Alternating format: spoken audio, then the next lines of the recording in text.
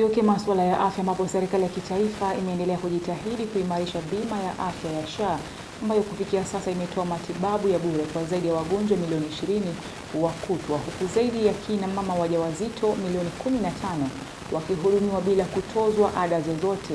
Akizungumza jijini Nairobi wakati wa kongamano la afya la mwaka 2026, Rais William Ruto amesisitiza kuwa ni haki ya kila Mkenya kupata huduma bora za afya, akiorodhesha baadhi ya mikakati iliyowekwa kuhakikisha upatikanaji wa huduma hizo, ikiwa ni pamoja na kuzilipia familia zisizojiweza michango ya kila mwezi ya SHA.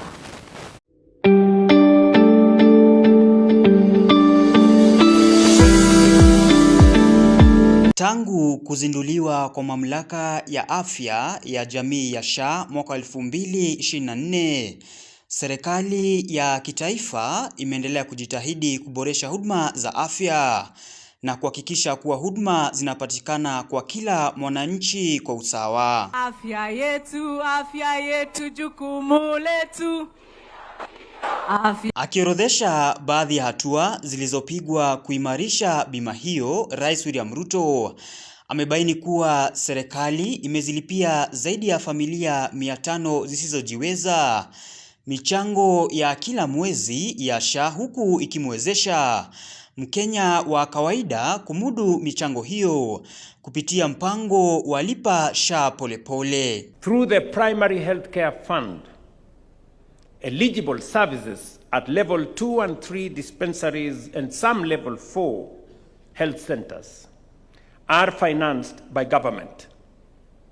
So far, the fund has received 27.4 billion shillings in budgetary allocation and disbursed 23.3 billion to support more than 20 million outpatient visits. Amebaini kuwa kupitia kituo cha kitaifa cha huduma za ambulensi kilichozinduliwa mwezi uliopita, kila Mkenya ana uwezo wa kupata huduma za dharura na kutibiwa bila malipo kwa masaa 24 ya kwanza, bila kujali iwapo amesajiliwa kwa SHA au la. We launched the SHA 922 Lifeline and National Ambulance Dispatch Center. A free call connects a person in distress to emergency care with evacuation and the first 24 hours of stabilization covered whether or not the patient is registered with SHA.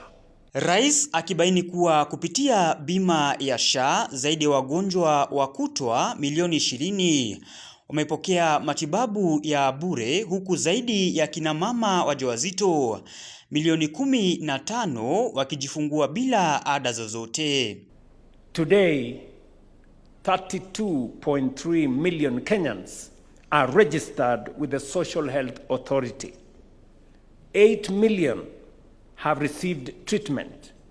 More than 1.5 million mothers have been supported to deliver safely, and more than 500,000 surgical procedures have been supported and paid for.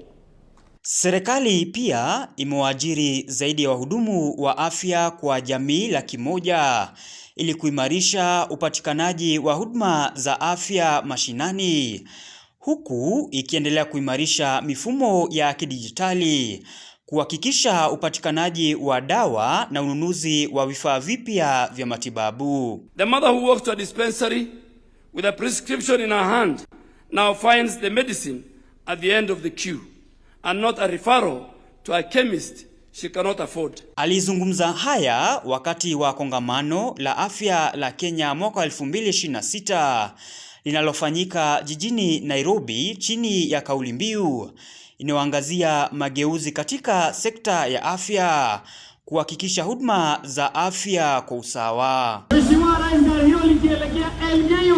James Mwangi, makala ya Undugu Afya.